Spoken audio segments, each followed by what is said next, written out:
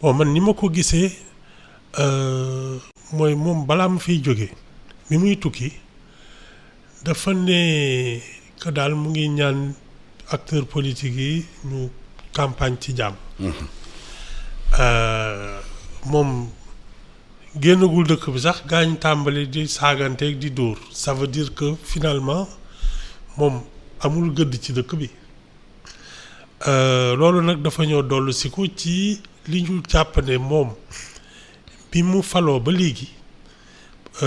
dafa mel ni ci keru Ousmane premier ministre bi la toog xam nga loolu nag suñ demee bàyyi naan président bi mooy collaborateur du premier ministre sa gëdd day wàññeeku.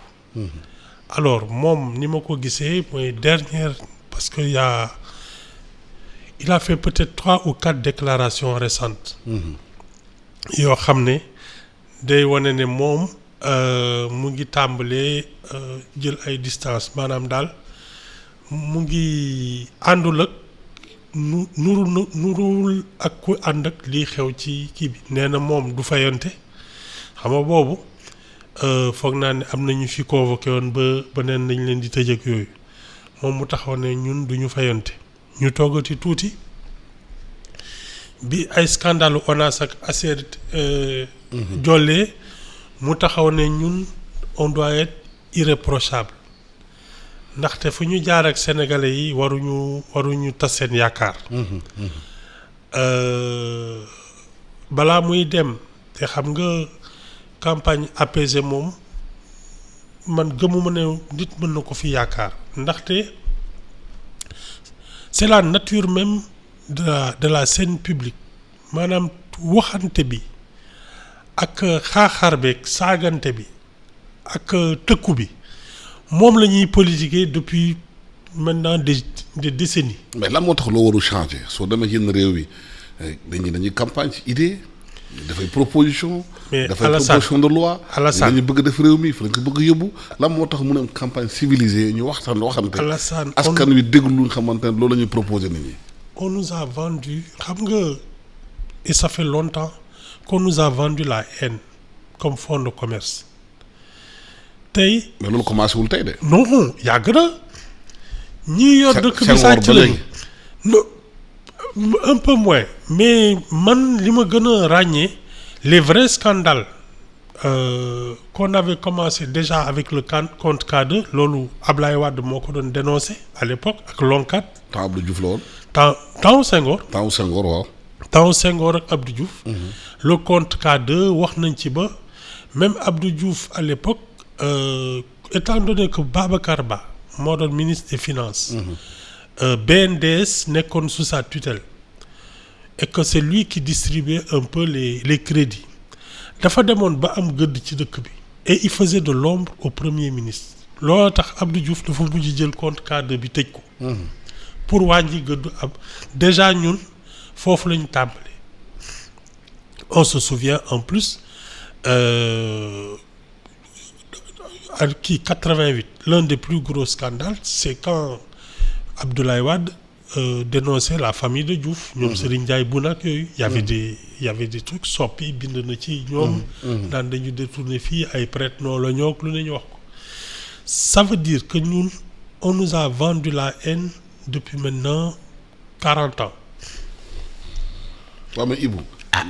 dañu yaakaar ne maanaam réew plus bu avancé plus maturité bi di gën a am démocratie ñu ko gën a exercer puis nit ñi di gën a yeewu da gën a xam lan mooy seen intérêt te intérêt Sénégal du xeex ak xuloo du xaaxartante urgence yi dafa bëri. population bu ñu soxla. soo bëggee di wax nit ñi lan mooy seen urgence da ngay sonn parce que tu sais c'est même dans la mentalité et des gouvernants et des gouvernés c'est-à-dire que sur la scène xoolal l'affaire de la CREI. Abdou Diouf a été premier ministre pendant 10 ans 70 ba 81. li mu njëkk a def et il était le premier ministre c'est-à-dire li mu njëkk a def mooy enrichissement illicite c'est-à-dire que moom dafa mel ni 10 ans yi am précédent nekku fi woon. et que les gens ont pillé un pays te moom yëgul li xew xam nga déjà état d'esprit boobu soo ci duggee et c'est devenu malheureusement notre fonds de commerce c'est-à-dire tey soo bëggee attirer attention nit ñi doone man Sénégal li mooy seen problème da ngay ne nit ñi yéen seen problème ñii sàcc dëkk bi la yéen yéen tooñu leen kenn parce que wax nit ñi yéen li ngeen nekkee yéen a ko teg seen bopp jóg leen liggéey. xam nga loolu ku ko fi wax duñ la votel bi gën a yomb mooy seen coono ñeneen a leen ko teg et ça c'est le truc des populistes maanaam tey ay Front National en France qu'est-ce qu'ils disent ce sont les étrangers qui prennent votre travail. C'est le même principe c'est-à-dire que comme nit ñi ñoom bëgguñu jël responsabilité bëgguñu taxaw ne ñoom ñoo liggéeyul liggéey boo xam ne moo mën a génne réew mi ci guuta dañuy naan ñi ko yor dañ leen jox réew mi boroom réew mi kon ñoom ñoo fi nekk di séddoo teranga yi dañuy bàyyi nag ba say mandat di bëgg a jeex ñu tàmbalee génn nag di la sànni ay xeer ak naan la sàcc nga ak yooyu. Mais c'est ce qu'on nous a vendu depuis plus de 40 ans. Est-ce que loolu mën nañ ko changer est-ce qu'on peut pas changer les mentalités est-ce que amul liggéey bu ñu war def ci xel yi ak ci xol yi. man de Alassane mon premier problème c'est que waruñu bàyyi n'importe qui di diriger parti politique. On ne peut pas aussi laisser n'importe qui être candidat à une députation c'est-à-dire que ñun on a déjà une langue officielle Alassane soo déggul langue officielle bi soo ko maîtriser wul munoo liggéey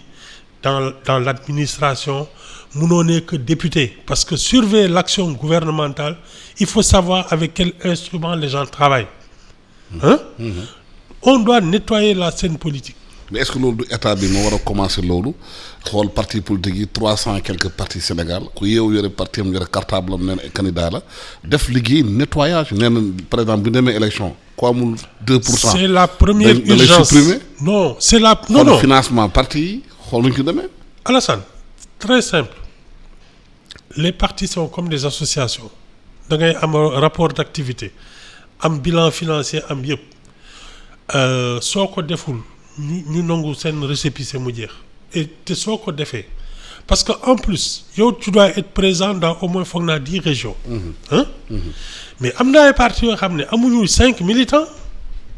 c'est-à-dire qu'il suffit juste de non seulement de respecter les règles loolu soo ko defee moom je suis sûr que 3/4 yi dañuy naaw mais ensuite il faut les durcir